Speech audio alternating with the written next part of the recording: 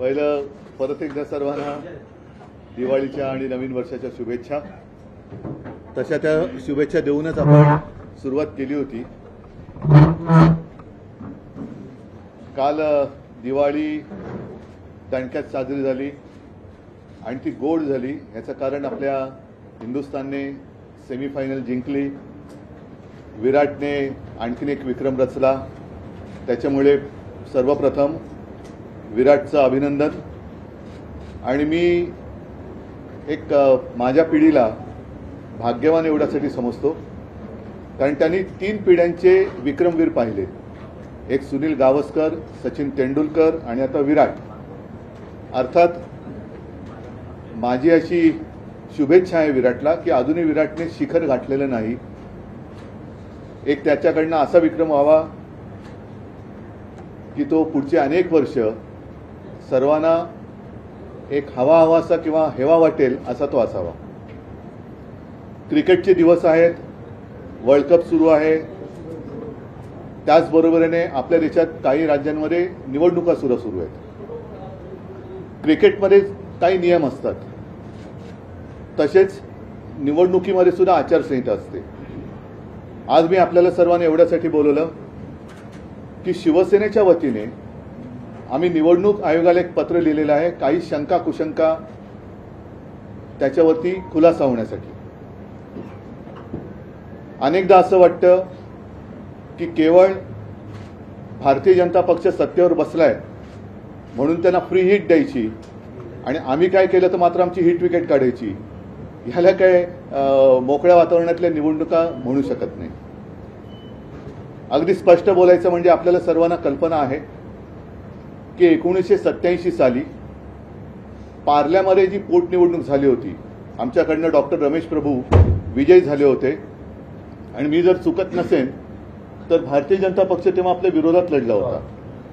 आणि ही देशातली माझ्या माहितीप्रमाणे पहिली निवडणूक, पोटनिवडणूक असली तरी जी हिंदुत्वाच्या मुद्द्यावरती नुसती लढली नाही तर जिंकली गेली. नंतर मग भारतीय जनता पक्ष आमच्या सोबत आला वगैरे वगैरे वगैरे सगळं झालं. पुढचा इतिहास तुम्हाला सर्वांना कल्पना आहे. त्याची आठवण एवढ्यासाठी मी करून दिली की त्या निवडणुकीपासून अगदी 95 साली आमचं सरकार आलं तोपर्यंत आमचे 5 ते 6 आमदार, त्याच्यामध्ये सुभाष देसाई, सूर्यकांत महाडिक, रमाकांत मयेकर, बापू खेडेकर, रमेश प्रभू हे तर बाद ठरवले गेलेच. परंतु सगळ्यात धक्कादायक गोष्ट अशी होती की लोकशाहीमधला मूलभूत जो मतदानाचा अधिकार आहे तो यांच्यासह अगदी शिवसेना प्रमुखांचा सुद्धा 6 वर्षासाठी काढून घेण्यात आला होता. कारण काय होतं तर हिंदुत्वाचा प्रचार केला. वातावरण तेव्हा देशात असं होतं की दुसरं कोणीही हिंदुत्वाबद्दल बोलायला कसरत नव्हतं, बोलू शकत नव्हतं. गर्व से कहो हम हिंदू है हा जो नारा, हा तो विश्व हिंदू परिषदेने दिला असेल पण जो बुलंद केला तो हिंदू हृदय सम्राट शिवसेना प्रमुखांनी केला. मंदिर वही बनाएंगेचे ते दिवस होते. निवडणुका अगदी तेव्हा जोरात लढल्या जात होत्या आणि केवळ हिंदुत्वाचा प्रचार केला, मंदिर वही बनाएंगेचा प्रचार केला म्हणून या सर्वांवरती कारवाई केली गेली. हिंदू हृदय सम्राटांवरती सुद्धा जे कधी आयुष्यात निवडणूक लढणारच नव्हते त्यांना निवडणूक लढवण्यापासून लांब ठेवण्यात आलं आणि परत एकदा सांगतो मतदानाचा अधिकार काढण्यात आला होता. आज मात्र आम्हाला जरा असं वाटतंय की निवडणूक आयोगाने आचारसंहितेत किंवा निवडणुकीच्या नियमावलीत काही बदल केले असावेत अशी एक शक्यता वाटायला लागली. बदल केले असतील आम्हाला अडचण काहीच नाहीये, पण केले असतील तर ते सर्वांना सारखे असायला पाहिजेत आणि सर्वांना ते वेळेमध्ये कळले पाहिजेत. हे एवढ्यासाठी मी सांगतोय कारण गेल्या काही महिन्यांपूर्वी ज्या राज्यांच्या निवडणुका झाल्या त्याच्यात कर्नाटक एक राज्य असं होतं की जिथे स्वतः पंतप्रधान मोदीजींनी बजरंगबली की जय बोलून मतदानाचं बटन दाबण्यासाठी जनतेला आवाहन केलं होतं.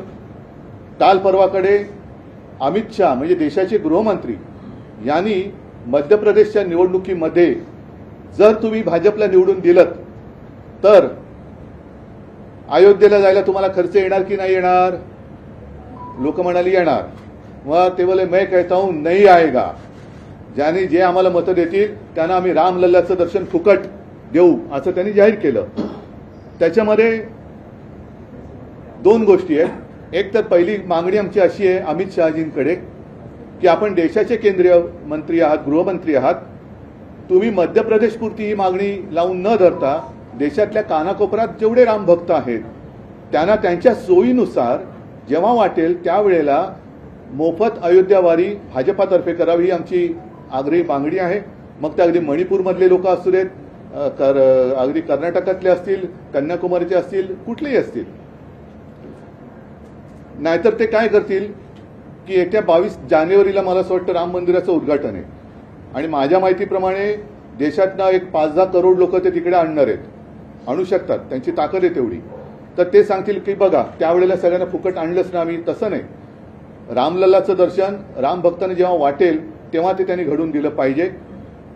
आणि ज्या अर्थी आमचे माननीय पंतप्रधान मतदान करताना बजरंगबली की जय बोलून मतदान ते वोटिंग मशीनचं बटन दाबा सांगतायत, तर मग हा नियम आता निवडणूक आयोगाने शिथिल केला असेल तर आम्ही देखील येत्या निवडणुकीत मी माझ्या जनतेला आवाहन करतो की जय भवानी जय शिवाजी म्हणून मतदान करा, हर हर महादेव म्हणून मतदान करा, जय श्रीराम म्हणून मतदान करा आणि राज्यकर्त्यांना सुबुद्धी मिळो म्हणून गणपती बाप्पा जय, गणपती बाप्पा मोरया म्हणून सुद्धा तुम्ही मतदान करा. तर याबाबत निवडणूक आयोगाने खुलासा करण्याची गरज आहे की हे बंधन जे पूर्वी होतं ज्याच्यावरनं हिंदू हृदय सम्राटांचा मतदानाचा अधिकार काढण्यात आला होता, मग तो योग्य होता, ती शिक्षा किंवा तुम्ही जे काही निर्णय घेतला तो योग्य होता की आता हे जे पंतप्रधान आणि गृहमंत्री करतात ते योग्य आहे हे त्यांनी सांगणं मला असं वाटतं देशाच्या जनतेला आणि आम्हाला सुद्धा उत्सुकता आहे की आचारसंहितेत जर काय त्यांनी बदल केला असेल तर तो केव्हा केला, कधी केला आणि तो केवळ भाजपलाच सांगितला आणि आम्हाला सांगितला का नाही, ही सुद्धा आमची एक मला असं वाटतं रास्त मागणी आहे. तर त्याच्याबद्दल आम्ही एक पत्र निवडणूक आयोगाला आज सकाळी पाठवलेलं आहे.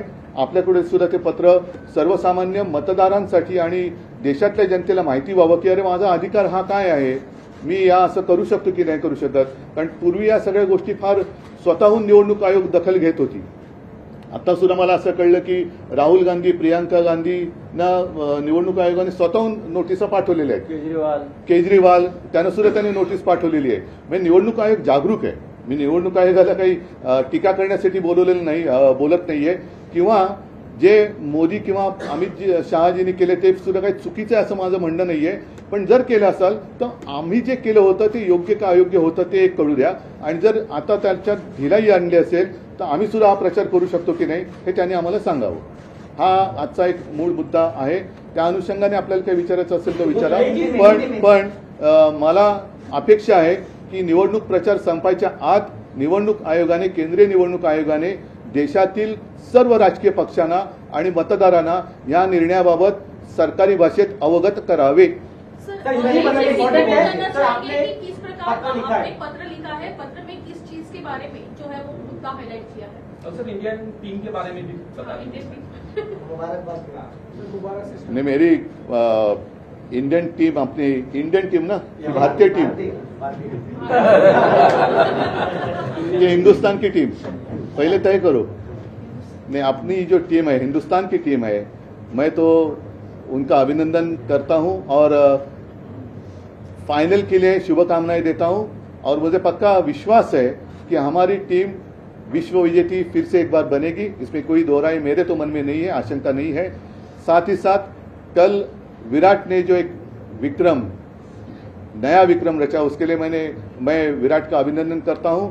और मैं तो मानता हूं कि अभी तक विराट वो जो शिखर होता है वहां तक पहुंचा नहीं है, वो और आगे उसको जाना चाहिए और वो जरूर जाएगा, ऐसी मेरी शुभकामनाएं हैं. आज मैंने आप सारे लोगों को इसलिए बुलाए हैं, आप सभी लोगों को याद होगा वो एक जमाना था 1947 नहीं 87, पूरे देश में एक उपचुनाव हुआ था पार्ला में. शिवसेना अकेली थी और खिलाफ सारे लोग थे, कांग्रेस भी थी और भारतीय जनता पार्टी भी थी. और वो पहला चुनाव शायद इस देश में सिर्फ लड़ा नहीं, जीता हुआ था हिंदुत्व के मुद्दे पर. उसके बाद कई बार हमने चुनाव लड़े, कई बार हम चुनाव जीते, लेकिन हमारे जो विधायक थे उसमें स्वयं सुभाष देसाई जी है, हमारे रमाकांत मयेकर जी थे, रमेश प्रभु जी थे, बापू खेड़ेकर, सूर्यकांत महाडिक जी थे और स्वयं बाला साहब जी, हिंदू हृदय सम्राट बाला साहब ठाकरे, उनका मतदान करने का अधिकार छीन लिया गया था। क्यों? क्योंकि उन्होंने हिंदुत्व का प्रचार किया था। गर्व से कौम हिंदू है नारा जरूर किसी और ने दिया होगा, लेकिन उसको बुलंद किया था हिंदू हृदय सम्राट बाला साहब ठाकरे जी ने। उस वक्त उन्होंने प्रचार किया हिंदुत्व का, मंदिर वही बनाएंगे। तो उस प्रचार को करप्ट प्रैक्टिस एक वर्ड इस्तेमाल किया गया था। करप्ट का मतलब क्या होता है आप सब लोग जानते हैं। करप्ट प्रैक्टिस कहकर सारे लोगों को सजा दी गई थी। तो अब मैं जानना चाहता हूं, पिछले कुछ महीनों में कर्नाटक में जो चुनाव हुआ था, तो हमारे प्रधानमंत्री जी वहां गए थे और उन्होंने स्वयं कहा था कि जब भी मतदाताओं को आह्वान किया था कि जब भी आप मतदान करोगे तो बजरंगबली की जय कहकर मतदान का वो जो बटन है वो दबाइए। कल परसों हमारे केंद्र के गृह मंत्री अमित शाह जी मध्य प्रदेश गए थे। उन्होंने सारे लोगों को कहा कि आप अयोध्या जाएंगे तो खर्चा आएगा कि नहीं आएगा? तो लोगों ने कहा आएगा। तो बोलते मैं कहता हूं नहीं आएगा। अगर आप भाजपा को वोट करेंगे तो आप सभी लोगों को फ्री में हम रामलला का दर्शन करेंगे। तो क्या जो कोड ऑफ कंडक्ट है उसमें कोई बदलाव चुनाव आयोग ने लाया है? अगर लाया होगा तो सारे लोगों को अवगत करना चाहिए कि आप भी अब भगवान के नाम पर, धर्म के नाम पर वोट मांग सकते हैं। हाँ, ये बात अलग है, शायद अमित शाह जी को अब पता चला होगा कि उनकी जीत अब सिर्फ राम भरोसे है, उनका कर्तृत्व कुछ दिखाई तो नहीं दे रहा है, तो राम भरोसे वो वोट मांग रहे, तो वो बात अलग है। लेकिन उस वक्त जो मेरे पिताजी को हिंदू हृदय सम्राट बाला साहब जी, सुभाष देसाई जो हमारे अन्य लोग थे, उनको जो सजा सुनाई गई थी तो वो सही थी या गलत थी? अब क्या उसमें कोई बदलाव लाया गया है? और अगर बदलाव लाया गया होगा तो हमें कोई अड़चन नहीं, हम तो उनका स्वागत करेंगे क्योंकि हमने वो सजा तो भुगत ली है।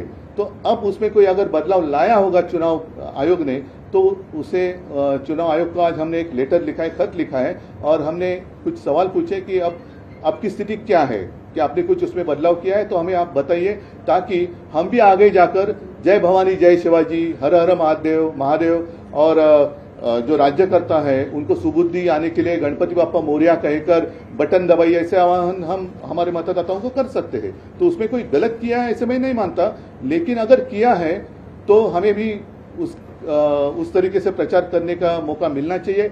नहीं तो जैसे मैंने कहा कि क्रिकेट के दिन चल रहे हैं, सिर्फ वो कुर्सी पे बैठे हैं इसलिए उनको फ्री हिट और हमने कुछ किया तो हमारी हिट विकेट, ये कानून हमें मंजूर नहीं है। सर, जिस प्रकार जैसे कि हम देख रहे हैं कि चुनाव जैसे ही नजदीक आता है, कोई भी राज्य का चुनाव हो, धर्म के मुद्दे पर जो है वो राजनीति ज्यादा गर्माते हैं। हम तो चुनाव आयोग ने जितने सारी पाबंदी लगाई है या जितने सारे कोड ऑफ कंडक्ट में नियम है उस पर ही हम प्रचार करते हैं। नाही, मला तर त्याच्यात बोलायचं नाहीये। पहिले या विषयावरती निवडणूक आयोगाने खुलासा करावा आणि जसं या सर्व लोकांचा एक लोकशाहीतला मूलभूत अधिकार, मतदानाचा अधिकार, जो कधी कोणी काढू शकत नाही, कारण तुमच्या मतदानावरतीच सरकार निवडून येतं, अशा वेळेला तुम्हाला मत देण्याचा अधिकारच काढून घेतला तर हा निवडणूक आयोगाचा गुन्हा आहे। तो आमच्यावरती लादून तुम्ही आम्हाला शिक्षा केली होती, तर ती शिक्षा योग्य होती की नव्हती, का आता होते ते योग्य आहे हे त्यांनी आम्हाला सांगावं। आपको लग रहा है चुनाव आयोग पार्शियलिटी कर रहा है बाकी दलों? मैं अभी नहीं कहता कुछ, चुनाव आयोग से उत्तर आने दो। सर, उद्धव जी, जैसे एक की प्रश्न आहे की अमित शहा यांनी आचारसंहितेचा भंग केला आहे असं तुमचं म्हणणं आहे? तो केला आहे की नाही हे मला निवडणूक आयोगाने सांगायला हवं। मी असं काहीच म्हणत नाही, कारण मी निवडणूक आयोग नाहीये। निवडणूक आयोगाने जर काही कायद्यात बदल केला असेल आणि जर का मला तो माहिती नसेल तर ते मी असं बोलणं योग्य नाही। त्याच्यामुळे निवडणूक आयोगाने जर पंतप्रधान आणि केंद्रीय गृहमंत्री असं बोलत असतील तर माझा असा समज आहे की निवडणूक आयोगाने त्याच्यात बदल केला असावा, पण तो असेल तर तो सर्व पक्षांना सांगण्यात आला पाहिजे। विपक्ष के नेताओं को नोटिस इश्यू किए जाते हैं चुनाव आयोग द्वारा, लेकिन सत्ता पक्ष के साथ ऐसा अब तक देखा नहीं। आपको लग रहा है कि ये दोहरा नहीं, मैं इसलिए आज कोई उनकी निंदा नहीं करता, वो तो मराठीत म्हणतात ना जागरूक है। जैसे उन्होंने केजरीवाल जी को एक नोटिस भेजी है, मैंने सुना प्रियंका गांधी जी को भेजी है, राहुल गांधी जी को भेजी है, तो अगर मतलब वो काम कर रहा है, ऐसे नहीं कि वो चुनाव आयोग काम नहीं कर रहा है, तो चुनाव आयोग तो काम कर रहा है। तो अभी इतने जागरूक चुनाव आयोग है तो उनको ये भी कहना चाहिए कि ये अनदेखी है कि ये सही है। मुफ्त ट्रेन का लालच दिया जा रहा है वोटर्स को, आपको लग रहा है कि मुफ्त में दर्शन कराएंगे? नहीं, अभी उनका कारोबार सिर्फ राम भरोसे चल रहा है। उनका भरोसा सिर्फ प्रभु राम पर है, दूसरा कुछ नहीं है। वो बात अलग है, वो राजनीति में यहाँ नहीं लाना चाहता। सिर्फ और सिर्फ आज मैं इतना ही चाहता हूँ, इतना ही सीमित रखना चाहता हूँ कि चुनाव आयोग ने हम सारे लोगों को अवगत करना चाहिए कि ये जो हो रहा है या इसे ठीक है, इसको हमने इजाजत दी है तो हम भी करेंगे। जैसे मैंने कहा, हम भी आह्वान करेंगे, जय भवानी जय शिवाजी करा, हर हर महादेव म्हणा, गणपती बाप्पा मोरया म्हणा प्रत्येकाने। आणि काही जण मग ते निवडणुकीच्या मतदानाच्या वेळेला पूर्ण हनुमान चालीस वगैरे बोलतील, तब तक कतार चलती रुकी रहेगी सब लोग। उद्धव जी, आपको लगता है कि जब चुनाव आता है तो बीजेपी की तरफ से नया धारणा सामने रखी जाती है? पहले 15 लाख रखा गया, अब एमपी में चुनाव है कि राम दर्शन आपको फ्री में किया जाएगा। मैं इस बारे में अभी कुछ नहीं कहना चाहता, लेकिन इसको इजाजत है या नहीं, यही सिर्फ मैं यहाँ चुनाव आयोग से समझना चाहता हूँ। उद्धवजी, तुम्ही राम मंदिराचा मुद्दा उपस्थित केला। अनेक निवडणुकांमध्ये राम मंदिर निर्माणाचा प्रश्न हा केंद्रस्थानी राहील। शिवसेनेचं या मंदिर निर्माणात आंदोलनातही सहभाग होता आणि उभारणीतही त्याच्याबद्दल धन्यवाद तुम्हाला। त्यात देणगी दिली आणि त्या आंदोलनामध्ये शिवसेनेमध्ये इतर अनेकदा जाहीर झालेले आहे। तर अशा वेळेस 22 तारखेला जे उद्घाटन होतं आहे, तुम्ही स्वतः या उद्घाटन बघा, कार्यक्रमात ऐका, उपस्थित राहणार? हे दूरची गोष्ट आहे। मला असं वाटतं की केवळ त्यांच्या सोयीने ते उद्घाटन करतात निवडणुकीच्या आधी।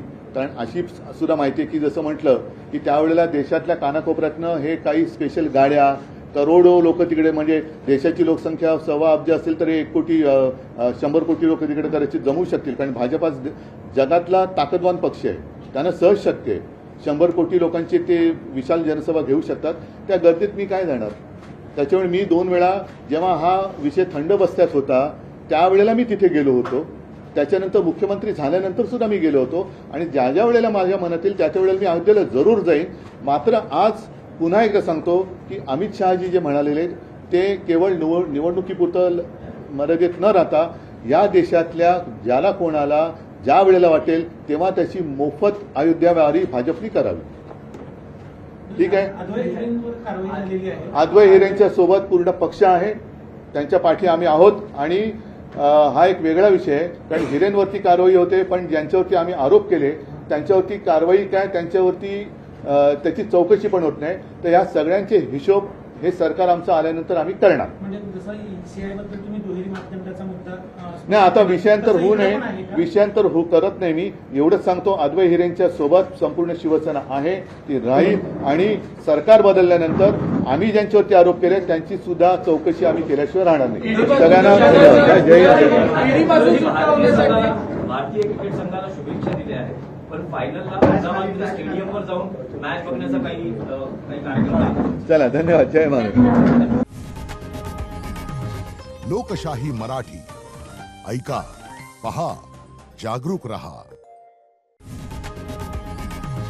लोकशाही मराठी, ऐका, पहा, जागरूक रहा।